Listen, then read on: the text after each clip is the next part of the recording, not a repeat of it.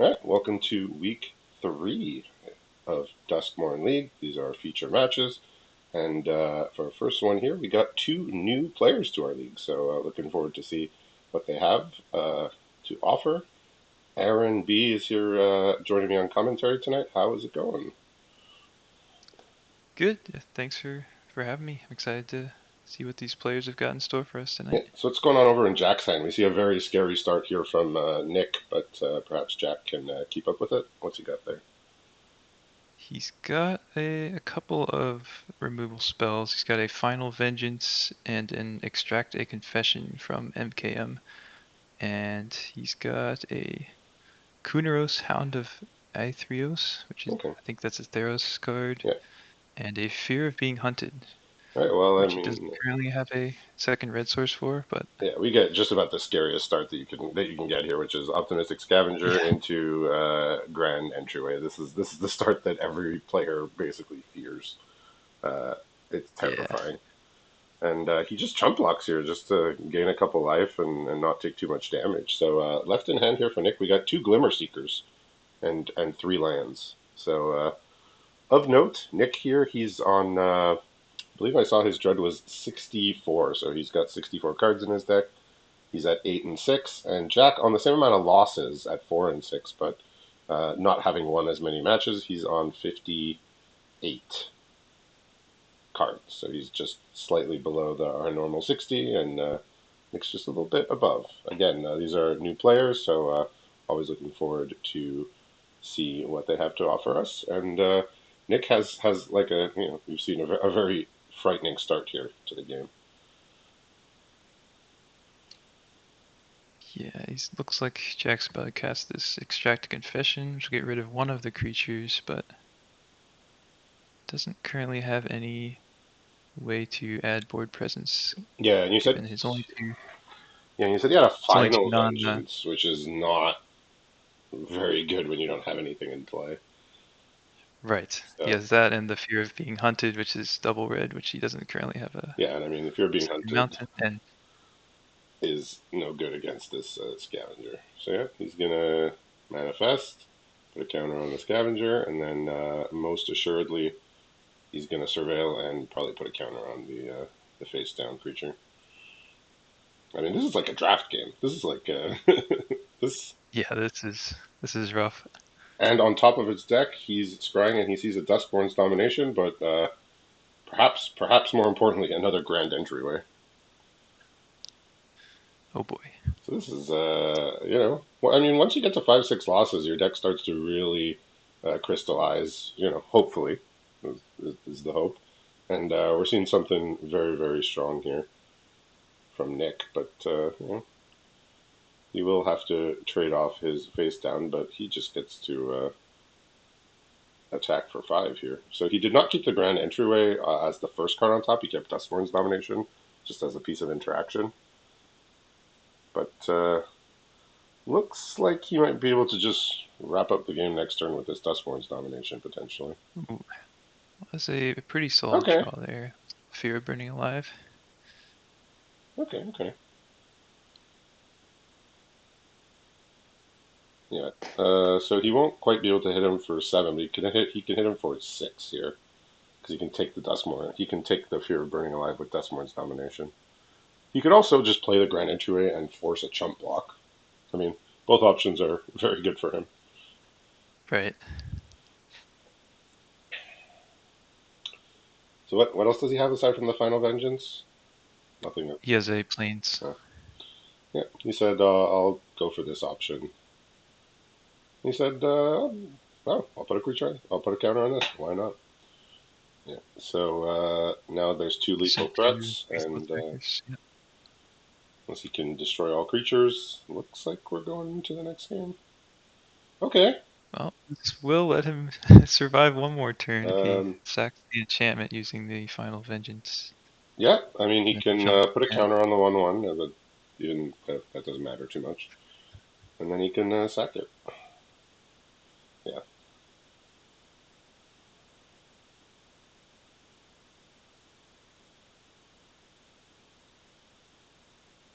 Not sure why he put a counter on the fear Yeah, there. you didn't. He did not. He was not obligated to do that. Oh, maybe he thought he could target the enchantment with Final Vengeance and get his creature Ooh, yeah. back. Final Vengeance only hits the only hits creatures.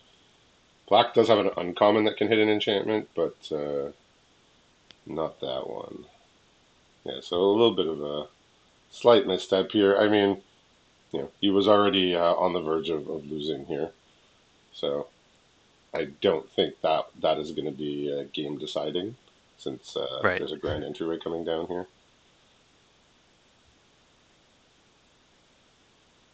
Yep, grand entryway, put more counters. Yeah, this is like a very solid white blue deck. Like I said, almost Yeah. reminiscent of something you would find in a draft rather than a 64 card sealed deck. I did take a look at his pool before the match and saw that yeah, his white looks very, very strong. Yeah, and I mean in draft, I mean white blue is one of the strongest color combinations just because of how many eerie triggers you can get, and the payoffs are there's so many good payoffs at 1 and 2 mana. Yeah, yeah white blue. He's thrown in his Valgavath Onslaught on the splash, which I absolutely don't blame him for that. And the rest of his deck is a bunch of good looking white and blue cards. Yeah. Jack's got a pretty much full on Mardu Okay. deck, relatively even spread across red, white, and black.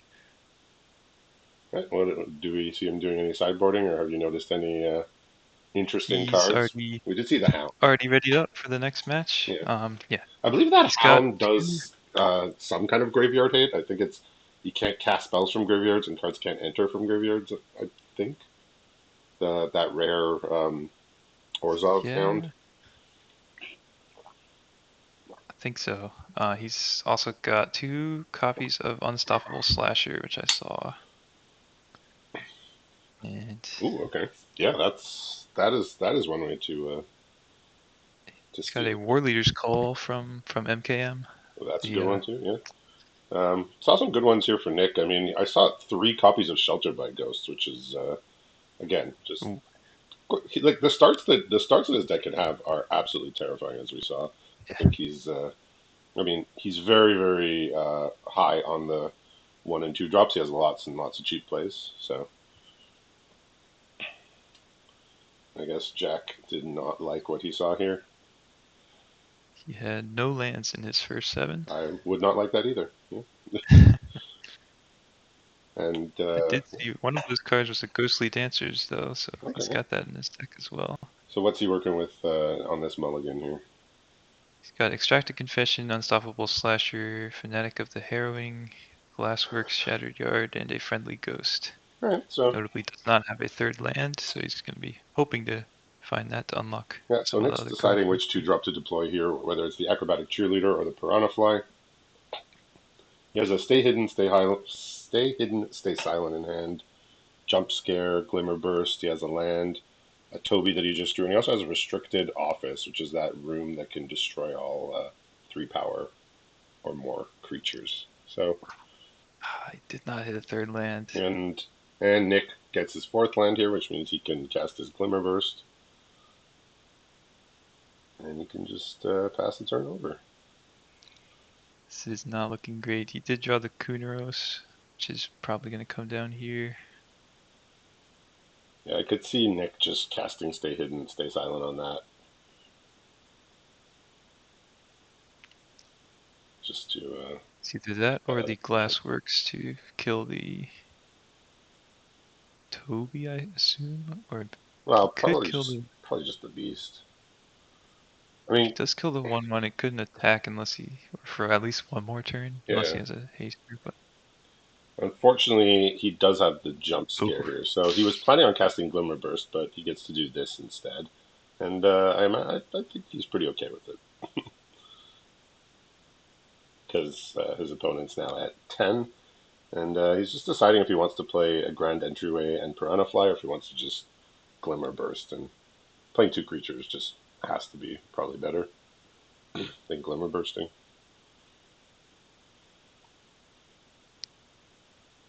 Because I guess Jack doesn't really have any way to really pull out of. Okay, he's decided. not to play two things and just to Glimmer Burst instead here. He's got a fourth land. He's Okay. mousing over the Unsettling Twins, which he's drawn to put two bodies onto the battlefield. And yeah, that's nice. That's yeah, it's it's something that gives him a bit more board presence than just one creature. Yeah. Ooh, Optimistic Scavenger has been drawn here. However, there's aside from Stay Hidden, Stay Silent, he does not have another enchantment to play. So he does have the Grand Entry in hand, but he's missing the second planes, which he has now tapped. But he's gonna attempt to figure out a way to get as much damage here through as possible, whether that means pumping or removing. Let's see.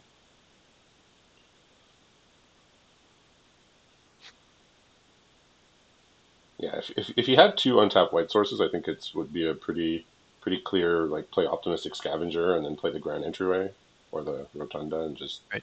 just throw counters on everything to make the blocks really bad. Um, yeah, you can just play the Elegant Rotunda, put a counter on each of the 1/1s, and then just attack all pretty much. And I think that's what he's Yeah. decided. If I guess with unlocking that enchantment would give him 3 tokens. If he has a way to make one more, that would give all of his tokens flying from Toby. Oh, never Yeah. mind. So Now that Jack he's actually traded it off. Jack actually gets a tiny little reprieve here.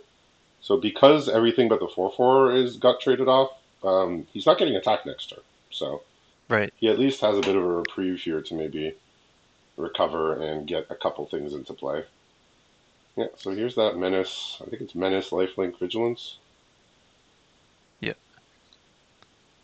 Yeah. Unfortunately, you can only cast one spell Hmm. there. He's got the slasher, and then 2 4 drops. Yeah. So yeah. So he's gonna stay hidden, stay silent on that. Doesn't want his opponent gaining life. Put some counters. Probably play his Piranha and pass it over. Well, I mean, he could also make a 1/1 with the grand entryway, but Piranha seems a little better That here. would give him 2 more triggers. Yeah, but he does, he could use those triggers to put them on the flyer next turn. So Yep, that makes sense. I drew a Fear of Being Hunted. which What you he want to can't see? cast. Yeah, this Fanatic of the Howling. I know it was supposed to be for the Reanimator deck. I just have never liked this card. I think I tried it a couple times at the beginning of the format, and I just did not like the way it played too much.